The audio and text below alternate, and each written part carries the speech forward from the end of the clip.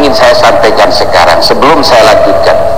Awalnya saya terbenam, namun ketika ada orang yang sudah mengaku sebagai kesepakatan pembelokan sejarah tentang Sunan Gunung Jati, maka orang-orang yang masih zuriatnya Sunan Gunung Jati dari Sultan Maulana Hasanuddin pun mereka semua di Banten sekarang mulai bangkit. Maka saya sampaikan tahadusan bi nikmatillah.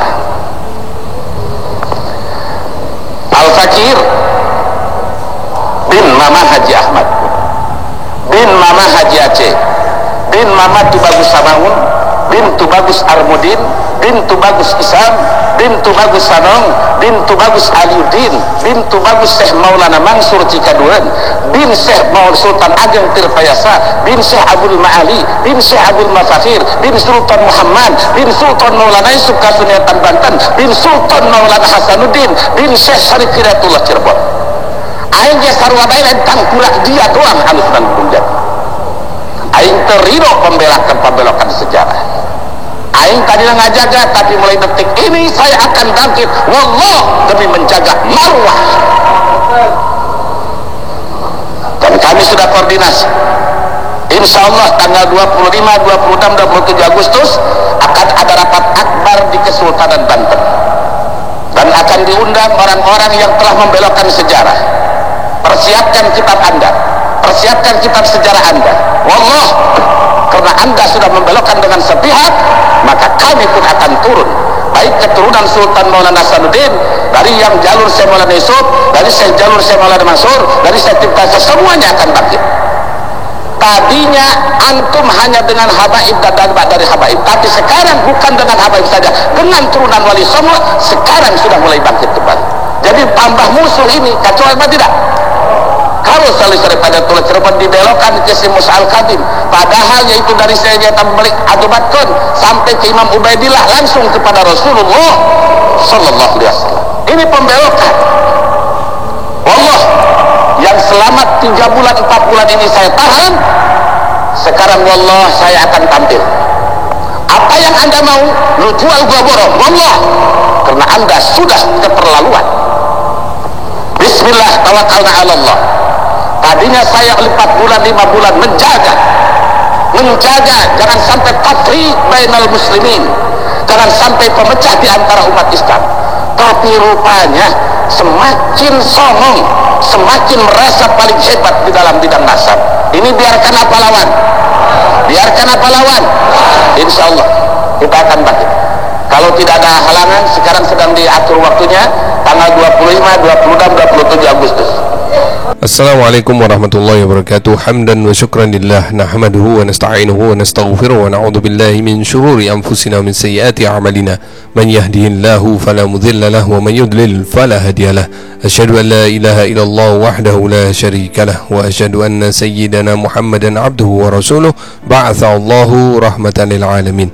Wa nusalli wa nusallim alaihi wa ala alihi fil awalin wal akhirin wa fil mala'il a'la ila yaumiddin. Alhamdulillah, jumpa kembali bersama Aventador 007. Ya, barusan kita sama-sama telah mendengarkan Buya Qurtubi yang merupakan salah satu dari dzurriyyah Syarif Hidayatullah, yang mana beliau mengungkapkan kekecewaannya yang luar biasa atas beberapa orang yang membuat klaim sepihak mengenai kakek dari beliau ini. Dan saya juga tidak habis mengerti bagaimana bisa orang lain membuat kesepakatan sepihak mengenai leluhur orang lain, mengklaim bahwa ini adalah keturunan ini, keturunan itu, tanpa ada kesepakatan dari, dalam hal ini, keturunan Syarif Hidayatullah. Dan kesepakatan itu melibatkan juga orang luar yang nggak ada sangkut pautnya dengan Syarif Hidayatullah. Nah, ini kan tambah aneh, seolah-olah melecehkan Syarif Hidayatullah, menganggap bahwa Syarif Hidayatullah ini rajul majhul yang tidak punya silsilah, sehingga perlu didiskusikan rame-rame untuk ditentukan siapa leluhurnya. Ini su'ul adab terhadap aulia. Setelah sebelumnya di framing bahwa silsilah dari Syarif Hidayatullah adalah ditentukan oleh Van den Berg, di framing seperti itu, sehingga masyarakat setiap kali melihat silsilah dari Wali Songo, kalau itu nyampe jalurnya kepada Imam Abdul Malik Adomat Khan, masyarakat diharapkan langsung berpikir bahwa oh, ini buatan Van den Berg. Padahal kalau mau dikaji yang sebenarnya tidak seperti itu. Jadi ini kan mereka menuduh kitab Syamsud Dhahirah menukil dari Van den Berg. Kalau dilihat di kitab Syamsud Dhahirah di halaman 522 ditulis jelas bahwa bahwa Syamsud Dhahirah menukil dari sebuah silsilah yang ada di Kesultanan Palembang, dan silsilah itu ditulis pada tahun 1161 Hijriah atau kalau dimasehikan 1748 Masehi. Sedangkan Vandenberg itu lahir pada tahun 1845 Masehi. Artinya antara silsilah yang ada di Kesultanan Palembang dengan Vandenberg itu selisihnya 100 tahun, kurang lebih segitu. Bagaimana bisa Vandenberg menentukan bahwa silsilah dari leluhur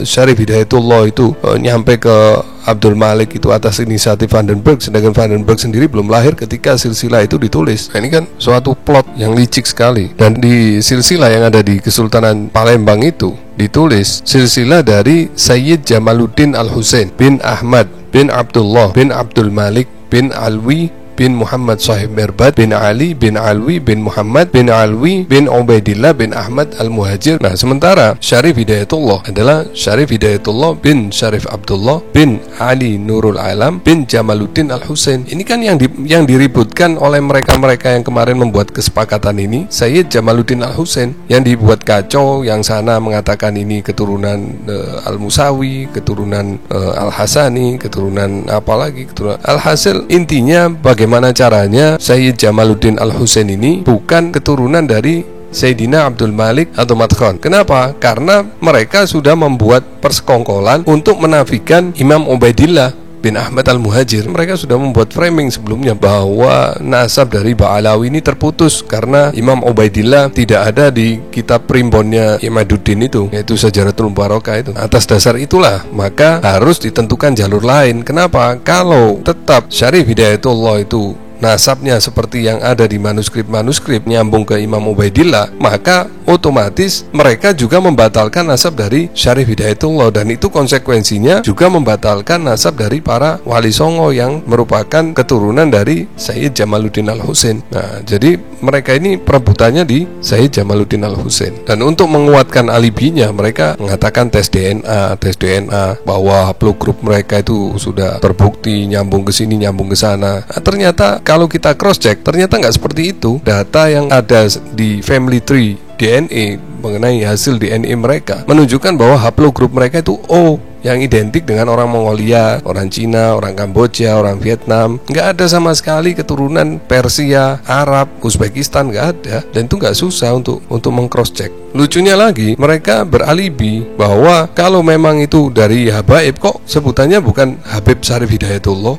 Kearifan lokal memberikan gelar tambahan. Misalnya di Turki ditambah gelar Mir, di Indonesia ada yang gelar Yip, di Hadramut kearifan lokalnya ditambah gelarnya Al-Habib, As-Sayyid, As-Syarif. Nah, itu harus dilihat sejarahnya. Nah, sementara Sayyidina Abdul Malik atau Madkhan, beliau hijrah itu jauh sebelum Habib Omar bin Abdurrahman Al-Attas lahir. Yang pertama digelari Al-Habib adalah Al-Habib Omar bin Abdurrahman Al-Attas, ya, karena beliau mencintai dan dicintai oleh masyarakatnya, dan karena keluhuran ilmu, akhlak, amalnya, sehingga beliau ditambahi gelarnya dengan gelar Al-Habib. Nah, kemudian setelahnya setiap keturunan dari Ba'alawi yang mempunyai keunggulan ilmu, amal, akhlak, dan mencintai masyarakat, dicintai oleh masyarakat, digelari juga dengan gelar Al-Habib. Jadi Sayyidina Abdul Malik Al-Madkhan, beliau lahir pada tahun 574 Hijriah atau 1178 Masehi. Sementara Habib Omar bin Abdurrahman Al-Attas yang pertama digelari Al-Habib, beliau lahir pada tahun 992 Hijriah atau 1572 Masehi. Nah, ini jaraknya kan 400 tahun setelah Sayyidina Abdul Malik hijrah ke India. Anak keturunannya lahir di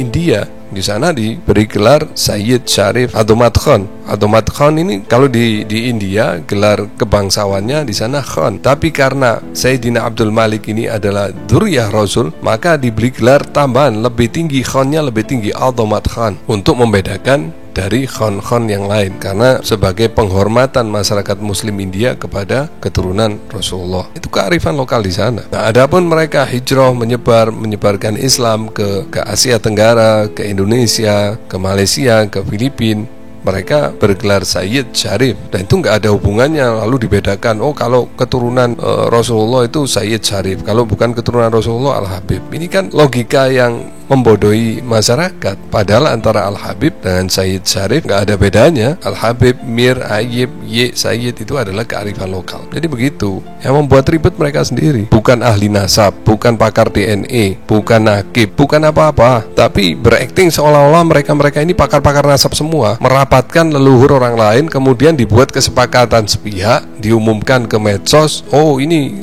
Syarif Hidayatullah sudah disepakati sebagai keturunan Imam Musa Al-Kadzim. Kesepakatan dari mana? Saya sepakat dengan Buya Qurtubi, orang-orang seperti ini memang nggak bisa didiamkan, harus diluruskan agar tidak semau-maunya sendiri mengacak-acak nasab keluarga orang lain.